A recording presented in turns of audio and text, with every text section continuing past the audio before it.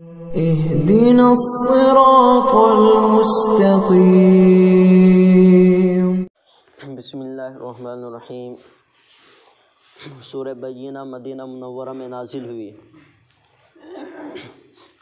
لم یکن الذین کفروا من اہل الکتاب والمشرکین منفکین حتی تأتیہم البینہ رسول من اللہ یتلو صحفا مطہرہ فیہا کتب قیمہ۔ اس صورت کے اندر اللہ رب العزت نے 3 مضمون بیان فرمائے ہیں۔ پہلا مضمون یہ ہے کہ آپ صلی اللہ علیہ وسلم سب سے بڑے پیغمبر ہے۔ اتنے بڑے پیغمبر کو اللہ رب العزت نے آخر میں کیوں بھیجا ہے؟ بڑے پیغمبر کو شروع میں یا درمیان میں کیوں نہیں بھیجا؟ دوسرا مضمون یہ ہے کہ قرآن کریم دنیا کی سب سے اعلیٰ اور ارفع کتاب ہے اور اس کے اندر قیمتی مضامین ہیں، تو اہل کتاب یہودیوں نے قرآن کریم کو کیوں نہیں مانا؟ قرآن کریم کا انکار کیوں کیا ہے؟ تیسرا مضمون یہ ہے کہ جو لوگ ایمان لائے، نیک اعمال کیے، تو وہ بہترین مخلوق ہے اور ان کے لیے اللہ رب العزت کے پاس ایسے ایسے باغات ہیں جن کے نیچے نہریں جاری ہیں، اور اللہ رب العزت اپنی رضا کا پروانہ انہیں نصیب فرمائے گا۔ اور جو لوگ ایمان نہیں لائے، حق کو ٹھکرایا ہے، اسلام کو جھٹلایا ہے، تو اللہ رب العزت کے پاس ان کے لیے جہنم ہے جو بہت سخت سزا ہے۔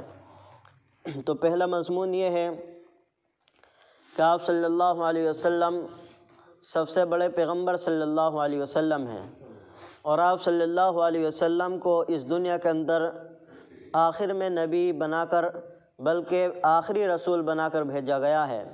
پیغمبر صلی اللہ علیہ وسلم کے بعد قیامت تک اب کوئی نیا نبی یا کوئی نیا رسول نہیں بھیجا جائے گا۔ اس کی وجہ کیا ہے؟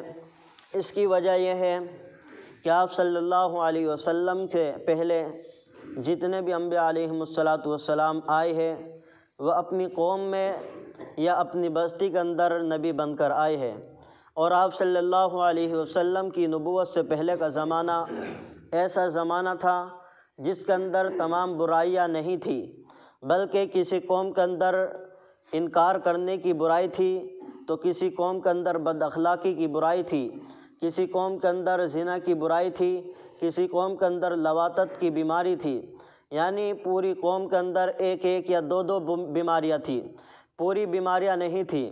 لیکن آپ صلی اللہ علیہ وسلم ایک ایسے ماحول میں پیدا ہوئے کہ اس زمانے کے اندر پوری دنیا کے اندر اندھیرا ہی چھایا ہوا تھا، پوری دنیا کے اندر تمام برائیاں جمع تھی، کوئی برائی ایسی نہیں تھی جو ان کے اندر نہ پائی جاتی ہو۔ وہ زمانہ ظلمات بعضها فوق بعض کا مصداق تھا، ایک انسان دوسرے انسان کے خون کا پیاسا تھا، پیار و محبت نام کی کوئی چیز نہ تھی، اور ایسا محسوس ہوتا تھا کہ شاید اب دنیا کے اندر ہدایت کا سورج طلوع ہونے والا نہیں ہے۔ اللہ رب العزت نے ایسے ماحول میں آپ صلی اللہ علیہ وسلم کو اس دنیا کے اندر مبعوث فرمایا، اور آپ صلی اللہ علیہ وسلم 2 چیزیں اپنے ساتھ لے کر آئے ہیں۔ جب اندھیرا زیادہ سخت ہوتا ہے اور روشنی کی ضرورت پڑتی ہے، اسی طرح سے آپ صلی اللہ علیہ وسلم اس دنیا کے اندر تشریف لائے تو 2 چیزیں اپنے ساتھ لے کر آئے ہیں۔ آپ صلی اللہ علیہ وسلم کے ایک ہاتھ میں چمکتا ہوا علم تھا، اور ایک ہاتھ میں آپ صلی اللہ علیہ وسلم کے اخلاق نبوت ہے۔ آپ صلی اللہ علیہ وسلم آئے ہیں تو ایک قرآن کریم ساتھ میں لے کر آئے ہیں، اور ایک اخلاق نبوت لے کر آپ صلی اللہ علیہ وسلم اس دنیا کے اندر آئے ہیں، اور اپنے دونوں علوم سے آپ صلی اللہ علیہ وسلم نے پوری دنیا کے اندر روشنی پھیلائی ہے۔ اگر یہ کہا جائے کہ جو قرآن کہتا ہے وہ آپ صلی اللہ علیہ وسلم کرتے ہیں، اور جو آپ صلی اللہ علیہ وسلم کرتے ہیں وہی قرآن کہتا ہے، تو پوری دنیا کے اندر آپ صلی اللہ علیہ وسلم نے روشنی پھیلائی ہے، تو اس کے لیے 2 چراغ کی ضرورت تھی، اور وہ دونوں آپ صلی اللہ علیہ وسلم لے کر آئے ہیں، اس لیے بڑے نبی کو آخر میں بھیجا ہے۔ تو فرمایا لم یکن الذین کفروا من اہل الکتاب والمشرکین منفکین حتی تأتیہم البینہ۔ اہل کتاب اور مشرکین میں سے جن لوگوں نے اسلام کا انکار کیا وہ اپنے دھرم سے باز آنے والے نہیں تھے، یعنی جو مشرکین اور اہل کتاب تھے ان کے جو عقائد باطلہ تھے اس پر اتنے مضبوط تھے کہ کسی طرح سے وہ باز آنے والے نہیں تھے۔ تو انہیں سمجھانے کے لیے ایک بڑے رسول کی ضرورت تھی، ایک بڑے قیمتی مضامین کی ضرورت تھی، اور وہ آپ صلی اللہ علیہ وسلم اپنے ساتھ لے کر آئے ہیں۔ حتیٰ تأتیہم البینہ، یہاں تک کہ ان کے پاس واضح دلیل پہنچے۔ بینہ سے مراد رسول اللہ صلی اللہ علیہ وسلم کی ذات ہے کہ آپ صلی اللہ علیہ وسلم ان کے درمیان میں آئے ہیں۔ رسول من اللہ یتلو صحفا مطہرہ، اللہ کے رسول ان کے سامنے صحیفے تلاوت کرتے ہیں جو پاکیزہ ہے۔ حضرت ابن عباس رضی اللہ تعالیٰ عنہ فرماتے ہیں جو شک، گمراہی اور نفاق سے پاک ہے، ایسے صحیفے ہیں جو بالکل صاف ستھرے ہیں اور اس میں بہت قیمتی مضامین ہیں۔ فیہا کتب قیمہ، اور ان میں قیمتی مضامین ہیں۔ کتب کا ترجمہ بعض کتب کا معنی حکم کے بھی آتے ہیں کہ اس میں ان صحیفوں میں ایسے احکام الہیہ ہے جو عدل و معتدل ہے اور ہمیشہ قائم رہنے والے ہیں، یعنی جو احکام نازل ہوئے ہیں وہ ہمیشہ رہنے والے ہیں اور قیمتی مضامین ہیں۔ تو آپ صلی اللہ علیہ وسلم نے ان لوگوں کو دعوت دی، ان لوگوں کو قرآن کریم پڑھ کر سنایا، اور آپ صلی اللہ علیہ وسلم رات دن انہیں سمجھاتے رہے۔ تو بعض لوگ ایمان لے کر آ گئے اور بعض لوگ ایمان نہیں لے کر آئے۔ وما تفرق الذين اوتوا الكتاب الا من بعد ما جاءتهم البينة وما امروا الا ليعبدوا الله مخلصين له الدين حنفاء ويقيموا الصلاة ويؤتوا الزكاة وذلك دين القيمة۔ کل آپ کے سامنے یہ بات آئی تھی کہ اللہ رب العزت نے اس صورت کے اندر 3 مضمون بیان فرمائے ہیں کہ آپ صلی اللہ علیہ وسلم سب سے بڑے رسول اور پیغمبر ہے۔ آپ صلی اللہ علیہ وسلم کو شروع میں یہ درمیان میں کیوں نہیں بھیجا۔ دوسری بات یہ آئی تھی کہ قرآن کریم قیمتی مضامین پر مشتمل ہے، تو یہود و نصارہ نے قرآن کریم کو قبول کیوں نہیں کیا۔ اور تیسرا مضمون تھا کہ ماننے والے جنت میں ہیں اور نہ ماننے والے جہنم میں ہیں۔ میں بارہا ایک بات کہتا ہوں، جو بات سمجھ میں نہ آئے معلوم کر لیا کرو، دوبارہ سمجھ میں نہ آئے پھر معلوم کرو، پھر سمجھ میں نہ آئے پھر معلوم کرو، جب معلوم کرتے رہو جب تک سمجھ میں نہ آئے۔ میں یہ بات اس لیے عرض کر رہا ہوں، کبھی کبھی ایسا ہوتا ہے، آج ہمارا مزاج یہ بن چکا ہے کہ ہم بات ادھوری سنتے ہیں اور پھر غلط بات دوسروں کی طرف منسوب کرتے ہیں، پوری بات دھیان سے نہیں سنتے۔ بہت سی باتیں اتنی باریک اور اتنی دقیق ہوتی ہے کہ اگر آدمی ایک لمحہ، ایک سیکنڈ کے لیے بھی اگر اپنا ذہن ہٹا لے تو پھر پورا مضمون خلط ملط ہو جاتا ہے، پھر پوری بات سمجھ میں نہیں آتی۔ اور یہ صورت جو ہے، جو چل رہی ہے سورہ بینہ، عربی کی جو بڑی بڑی تفاسیر ہے، تفسیر خازن، تفسیر روح المعانی، بڑی بڑی عربی کی تفسیر ہے، ان میں یہ بات لکھی ہوئی ہے کہ یہ صورت پورے قرآن کریم کے اندر تفسیر کے اعتبار سے اور الفاظ کے اعتبار سے سب سے زیادہ مشکل ہے۔ بڑے بڑے علماء اس میں چکر میں پڑ جاتے ہیں، اتنی ہارڈ صورت ہے یہ، تو اس لیے کہہ رہا ہوں اس بات کو اچھی طریقے سے سمجھو۔ آخری بات یہ سمجھو کہ آپ صلی اللہ علیہ وسلم سب سے بڑے رسول کیوں ہیں، اس کی وجہ سمجھو۔ پھر اس کے بعد یہ سمجھیو کہ قرآن کریم دنیا کی سب سے اعلیٰ کتاب کیوں ہے۔ یہ مضمون بہت قیمتی ہے، تفسیر میں یہ بات آپ کو نہیں ملے گی۔ سنو، آپ صلی اللہ علیہ وسلم سب سے بڑے پیغمبر ہے، اس کی وجہ کیا ہے؟ جب عامل دنیا سے رخصت ہوتا ہے تو اس کا عمل ختم ہو جاتا ہے۔ عامل بولتے عمل کرنے والے کو، مثال کے طور پہ کوئی شخص نماز پڑھتا ہے، اگر وہ دنیا سے رخصت ہو جائے تو اس کے بعد تو نماز نہیں پڑھ سکتا، تو اس کا جو عمل تھا، جو اس کی ذات کے ساتھ عمل تھا، جو وہ کرتا تھا، اس کے رخصت ہونے سے عمل ختم ہو جاتا ہے۔ ٹھیک ہے، اتنی بات سمجھ میں آ گئی؟ آپ صلی اللہ علیہ وسلم سے پہلے جتنے انبیاء دنیا کے اندر تشریف لائے ہیں، تمام انبیاء کو عملی معجزات دیا گیا ہے۔ جب تک انبیاء دنیا کے اندر موجود تھے ان کے عملی معجزے تھے۔ انبیاء علیہ السلام دنیا سے پردہ فرما گئے، ان کے عملی معجزے ختم ہو گئے۔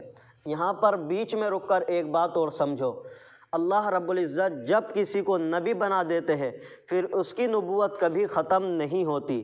اس کی نبوت کی جو دلیل معجزہ ہوتا ہے وہ تو ختم ہو جاتا ہے، لیکن اس کی نبوت پھر ہمیشہ ہمیشہ کے لیے اسے نبوت ملتی ہے، اس کی نبوت پھر کبھی ختم نہیں ہو سکتی۔ یہ دو باریک نقطے میں سمجھو، اللہ جب کسی کو نبوت عطا فرماتا ہے پھر اس کی نبوت کبھی ختم نہیں ہوتی، لیکن نبی جو اپنی قوم کو نبوت کی دلیل دکھانے کے لیے معجزہ دکھاتے ہیں، البتہ وہ دلیل ختم ہو سکتی ہے۔ مثال کے طور پہ حضرت موسیٰ علیہ السلام کے پاس عصا تھا لیکن اب دنیا میں نہیں ہے۔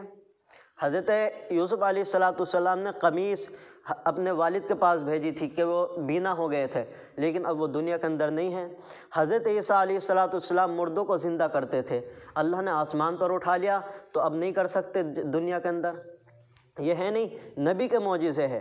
تو آپ صلی اللہ علیہ وسلم سے پہلے جتنے انبیاء آئے ہیں ان کو عملی معجزے دیے گئے ہیں، اور عامل جب دنیا سے رخصت ہوتا ہے تو اس کا عمل بھی ختم ہو جاتا ہے۔ اور آپ صلی اللہ علیہ وسلم کو اللہ رب العزت نے جہاں ہزاروں عملی معجزے دیے ہیں، ان میں سب سے بڑا معجزہ اللہ رب العزت نے آپ صلی اللہ علیہ وسلم کو علمی معجزہ دیا ہے۔ علمی معجزہ یہ قرآن کریم موجود ہے جو ہمیشہ قیامت تک موجود رہے گا۔ تو ہمارے نبی کی نبوت کی دلیل قرآن کریم ہمارے ہاتھوں میں ہے، ہمارے سامنے موجود ہے، تو اس لیے آپ صلی اللہ علیہ وسلم سب سے بڑے رسول ہے۔ دوسری وجہ، آپ صلی اللہ علیہ وسلم سے پہلے جتنے نبی دنیا کے اندر تشریف لائے، ہر نبی کی نبوت اکہری تھی، لیکن آپ صلی اللہ علیہ وسلم کی نبوت دوہری ہے۔ آپ صلی اللہ علیہ وسلم کی نبوت دوہری ہے، اس فرق کو سمجھو صحیح کر کے۔ آپ سے پہلے جتنے انبیاء دنیا کے اندر تشریف لائے، اپنی قوم کو سمجھایا، اگر انہوں نے مانا تو وہ کامیاب، اگر نہ مانا تو ناکام۔ لیکن جب اللہ رب العزت کے پاس نبی چلے گئے، اگر ضرورت ہوئی تو اللہ رب العزت نے دوسرے نبی کو اس بستی کے اندر بھیج دیا، اس علاقے کے اندر دوسرے نبی کو بھیج دیا، اس شہر کے اندر اللہ نے دوسرے نبی کو بھیج دیا، یعنی کسی کو خلیفہ نہیں بناتے تھے۔ آپ صلی اللہ علیہ وسلم کی نبوت دوہری اس طرح سے ہے، آپ صلی اللہ علیہ وسلم کو نبی پوری کائنات کے لیے بنا کر بھیجا گیا ہے، لیکن آپ صلی اللہ علیہ وسلم مکہ اور مدینے میں ہیں۔ آپ صلی اللہ علیہ وسلم کو نبی پوری کائنات کے لیے بنا کر بھیجا گیا ہے۔ آپ صلی اللہ علیہ وسلم کی نبوت مکہ اور مدینہ، یعنی آپ صلی اللہ علیہ وسلم مکہ اور مدینہ میں موجود ہے۔ پھر آپ صلی اللہ علیہ وسلم نے مکہ اور مدینہ سے اپنے تمام صحابہ کو اپنی نبوت کا پیغام لے کر پوری کائنات کے اندر پھیلایا ہے۔ تو اس لیے اللہ رب العزت کی طرف سے پیغام آپ صلی اللہ علیہ وسلم پر آیا ہے، تو یہ اکیری نبوت ہوئی۔ پھر آپ صلی اللہ علیہ وسلم نے اپنے پیغام کو پوری کائنات کے اندر صحابہ کرام کے ذریعے پہنچایا ہے، یہ دوہری نبوت ہوئی۔ اگر بات سمجھ میں نہ آئے تو آپ معلوم کرو، بار بار معلوم کرتے رہو، لیکن غلط مت سمجھو۔ پھر دوسری بات یہ سمجھیں، قرآن کریم دنیا کی سب سے اعلیٰ کتاب کیوں ہے؟ اس کی وجہ یہ ہے، آپ صلی اللہ علیہ وسلم سے پہلے جتنا انبیاء دنیا کے اندر تشریف لائے، اور جس نبی کو معجزہ اور دلیل دی گئی، جو آسمانی کتابیں نازل کی گئی، اللہ رب العزت نے ان کتابوں کی حفاظت کی ذمہ داری نہیں لی۔ ان کتابوں کی حفاظت کی ذمہ داری اللہ رب العزت نے نہیں لی۔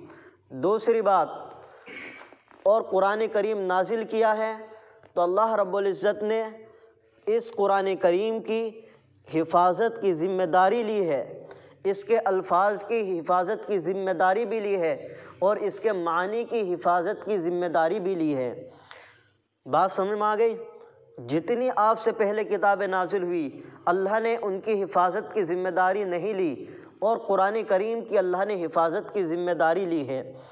دوسری وجہ یہ ہے، آپ صلی اللہ علیہ وسلم سے پہلے جتنی بھی آسمانی کتابیں دنیا کے اندر بھیجی گئی ہے، اللہ رب العزت نے کسی بھی کتاب کا تکلم نہیں فرمایا۔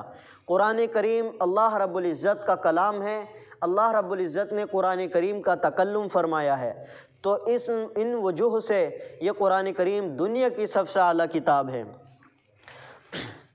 پھر آخر میں یہ بات بیان فرمائی ہے، وَمَا تَفَرَّقَ الَّذِينَ أُوتُوا الْكِتَابَ، کہ قرآن کریم سب سے قیمتی مضامین پر مشتمل ہے۔ یہودیوں نے انکار کیا، یہودیوں نے مانا نہیں۔ آپ صلی اللہ علیہ وسلم کے دنیا میں تشریف لانے سے پہلے یہود و نصارہ آپ صلی اللہ علیہ وسلم کی نبوت کے قائل تھے، آپ صلی اللہ علیہ وسلم کے آنے کے منتظر تھے، آپ صلی اللہ علیہ وسلم کی برکت سے دعا مانگا کرتے تھے کہ جب تک آپ صلی اللہ علیہ وسلم ہمارے درمیان نہیں آئیں گے ہم اپنے دین پر رہیں گے، جب آپ صلی اللہ علیہ وسلم آ جائیں گے تو ہم آپ صلی اللہ علیہ وسلم کی پیروی کر لیں گے۔ لیکن جب آپ صلی اللہ علیہ وسلم دنیا کے اندر تشریف لائے تو اس کے خلاف واقعہ ہو گیا۔ یہود و نصارہ میں سے بعض لوگ ایمان لے کر آ گئے اور بعض لوگ ایمان نہیں لے کر آئے۔ جو لوگ ایمان نہیں لائے ان کے ایمان نہ لانے کی وجہ ان کی ضد اور عناد ہٹ دھرمی تھی، اور دنیا کے اندر ضد کا تو کوئی علاج ہی نہیں ہے۔ ان کے ایمان نہ لانے کی وجہ ان کی ضد ہے۔ تو یہاں سے اللہ رب العزت نے اس مضمون کو بیان فرمایا ہے، وَمَا تَفَرَّقَ الَّذِينَ أُوتُوا الْكِتَابَ إِلَّا مِن بَعْدِ مَا جَاءَتْهُمُ الْبَيِّنَةُ کہ اہل کتاب آپ صلی اللہ علیہ وسلم کے آنے کے بعد الگ الگ ہو گئے، یعنی بعض ایمان لے کر آ گئے اور بعض ایمان نہیں لائے۔ وَمَا أُمِرُوا إِلَّا لِيَعْبُدُوا اللَّهَ مُخْلِصِينَ لَهُ الدِّينَ اور اہل کتاب کو جو توریت اور انجیل میں حکم دیا گیا تھا ان کو بھی یہی حکم دیا گیا تھا کہ وہ اللہ رب العزت کے لیے خالص عبادت کرے، کسی اور کے لیے عبادت نہ کرے۔ مخلصین لہ الدین کا مطلب یہ ہے ہر کام میں اللہ رب العزت کی رضا جوئی مقصود ہو، جو بھی عمل کیا جائے یا جو بھی کام کیا جائے اللہ رب العزت کی منشا مقصود ہو، کسی اور غرض سے وہ کام نہ کیا جائے۔ حنفاء ویقیموا الصلاۃ، حنفاء کے معنی آتے ہیں کہ تمام ادیان باطلہ کو چھوڑ کر صرف ایک دین کی پیروی کرنا۔ آسان لفظوں میں یہ سمجھو، آپ صلی اللہ علیہ وسلم سے پہلے جتنے بھی ادیان دنیا کے اندر آئے ہیں آپ صلی اللہ علیہ وسلم کی نبوت نے تمام ادیان کو منسوخ کر دیا ہے۔ اب دنیا کے اندر صرف اور صرف آپ صلی اللہ علیہ وسلم کی شریعت ہے۔ دوسری بات، حنیف اس شخص کو کہتے ہیں جو تمام انبیاء کو ماننے کے ساتھ ساتھ آپ صلی اللہ علیہ وسلم کو بھی مانے۔ جو تمام انبیاء کو مانے آپ صلی اللہ علیہ وسلم کو نہ مانے تو وہ حنیف نہیں ہے، یعنی کسی بھی نبی کے درمیان تفریق نہ کرے، تمام انبیاء پر ایمان لائے۔ اور یہود و نصارہ اپنے نبی پر پہلے انبیاء پر ایمان لائے تھے، نبی صلی اللہ علیہ وسلم پر ایمان نہیں لائے، تو اس لیے آخر میں ان کا ٹھکانہ بتایا کہ ان کا کیا انجام ہے۔ انہیں حکم دیا گیا تھا کہ وہ نماز پڑھے اور زکوٰۃ ادا کرے، اور یہی دین مستقیم ہے جو ہمیشہ قائم رہنے والا ہے۔ ان الذین کفروا من اہل الکتاب والمشرکین فی نار جہنم خالدین فیہا، بے شک وہ لوگ جنہوں نے اہل کتاب اور مشرکین میں سے انکار کیا وہ جہنم میں ہمیشہ ہمیشہ رہیں گے، اور یہ بدترین خلائق ہے، سب سے بدترین خلائق ہے۔ تفسیر مظہری میں لکھا ہوا عربی کی تفسیر ہے، جو لوگ ایمان نہیں لائے یہ لوگ کتے اور خنزیر سے بھی بدتر ہو گئے ہیں، اور ان کا ٹھکانہ جہنم ہے، جہنم سے پھر کبھی نہیں نکلیں گے، ہمیشہ ہمیشہ رہیں گے۔ ان الذین آمنوا وعملوا الصالحات اولئک هم خیر البریہ، بے شک وہ لوگ جو ایمان لائے اور اچھے کام کیے تو یہ بہترین مخلوق ہے۔ جزاؤہم عند ربہم جنات عدن تجری من تحتها الانہار خالدین فیہا ابدا، جو لوگ ایمان لائے اور اچھے کام کیے تو اللہ رب العزت نے ان کی دو نعمتوں کا ذکر کیا ہے۔ ایک نعمت تو یہ ہے کہ وہ ہمیشہ ہمیشہ ایسے باغات میں رہیں گے جن کے نیچے نہریں جاری ہوگی، وہ باغات کبھی ختم ہونے والی نہیں ہیں۔ اور سب سے بڑی اللہ رب العزت کی نعمت یہ ہوگی کہ اللہ رب العزت بندوں سے راضی ہو جائیں گے اور بندے اللہ رب العزت سے راضی ہو جائیں گے، اس سے بڑی نعمت اور کوئی نہیں ہے۔ حضرت ابو سعید خدری رضی اللہ تعالیٰ عنہ فرماتے ہیں کہ اللہ کے رسول صلی اللہ علیہ وسلم نے فرمایا کہ اللہ رب العزت اہل جنت سے خطاب فرمائیں گے تو اہل جنت کہیں گے اے ہمارے رب ہم حاضر ہے، حکم اور فرما برداری کے لیے تیار ہے، تمام کی تمام بھلائی آپ کے ہاتھ میں ہے۔ تو اللہ رب العزت فرمائیں گے حل رضیتم، کیا تم اب راضی ہو؟ تو اہل جنت کہیں گے اے ہمارے رب اب راضی نہ ہونے کا کیا احتمال ہے، اللہ نے ہمیں وہ نعمت عطا فرمائی ہے جو کسی اور مخلوق کو نہیں ملی۔ تو اللہ رب العزت فرمائیں گے کیا میں تم کو اس سے افضل اور بہتر نعمت نہ دے دوں؟ پھر اللہ رب العزت فرمائیں گے میں نے اپنی رضا تمہارے اوپر نازل کر دی ہے، اب میں کبھی تم سے ناراض نہیں ہوں گا۔ تو یہ سب سے بڑی اللہ رب العزت کی نعمت ہے۔